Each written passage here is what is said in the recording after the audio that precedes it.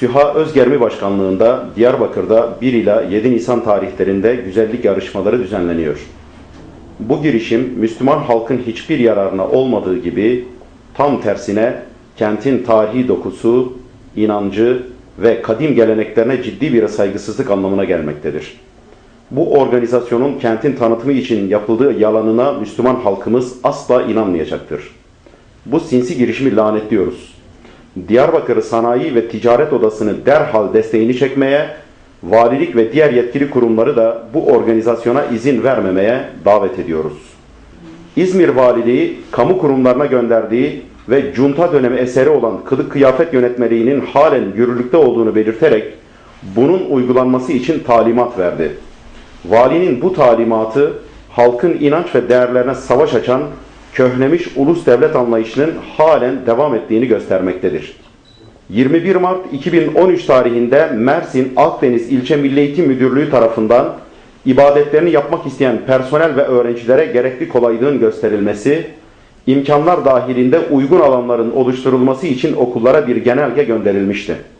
Bu genelgeye CHP ve Eğitim İş Sendikası'nın gösterdikleri hazımsızlık tarafımızdan ibretle ve esefle izlenmektedir.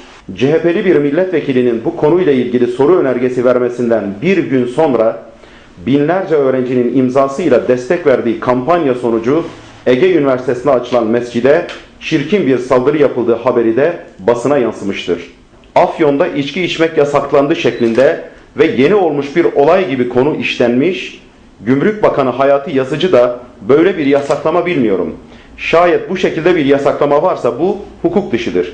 Zaten yargı müdahale eder, bunu iptal eder diyerek bu açıklamasıyla valiye destek vermişti. Bakanın açıklamaları aynı basın organları tarafından içki yasağına tepki olarak yorumlanmış, İdare Mahkemesi de hemen ardından genelgenin iptaline karar vermişti. Parti programımızda da belirttiğimiz gibi insan aklını geçici bir süre ile de olsa dumura uğratan, tatil eden, alkol ile mücadele edilmesini, akıl emniyetinin sağlanması ve düşünce özgürlüğünün önündeki engellerin kaldırılması olarak görüyoruz. Türkiye İstatistik Kurumu verilerine göre 2012 yılında evlilikler bir önceki yıla göre %1.9 oranında artmıştır. Boşanma sayısı ise %2.7 oranında artmıştır. Bir yılda gerçekleşen boşanma sayısı 123.325'e ulaşmıştır. Boşanma oranı en yüksek bölge, yukarıdaki olumsuz gelişmelerin yaşandığı Ege bölgesi olmuştur. İşkenceye sıfır tolerans söylemini öne çıkaran ve bu konuda önemli bir yol da kat eden hükümetin son dönemde gerçekleşen işkenceleri araştırma ve sorumlularını tespit ile cezalandırılmalarını sağlama konusunda ağır davranması bu söylemden geri adım attığını akıllara getirmektedir. 90'lı ve 2000'li yıllarda yapılan yargılamalar sonucunda oluşan mağduriyetlerin giderilmesi, hakları ve özellikle hürriyetleri ellerinden alınmış mütedeyyin insanların dosyalarının yeniden ele alınması, yargılamaların yenilenmesi için gerekli yasal düzenlemenin yapılmasını talep ediyor.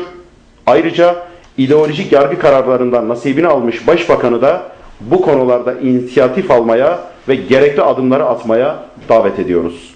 Arakan'da son 2 haftada onlarca Müslüman katledildi. Birçoğu yakılarak şehit edildi. Aralarında camilerin de bulunduğu 1300 bina yakıldı. Yürek parçalayan görüntülerin insanlığı ayağa kaldırması gerekirken İslam ümmetinin hiçbir şey olmamış gibi sessiz kalmasını esefle karşılıyoruz. Biz Hür Dava Partisi olarak defaten Suriye'de yaşanan zulmü telin ettik ve mazlumlardan yana tavrımızı net olarak ortaya koyduk.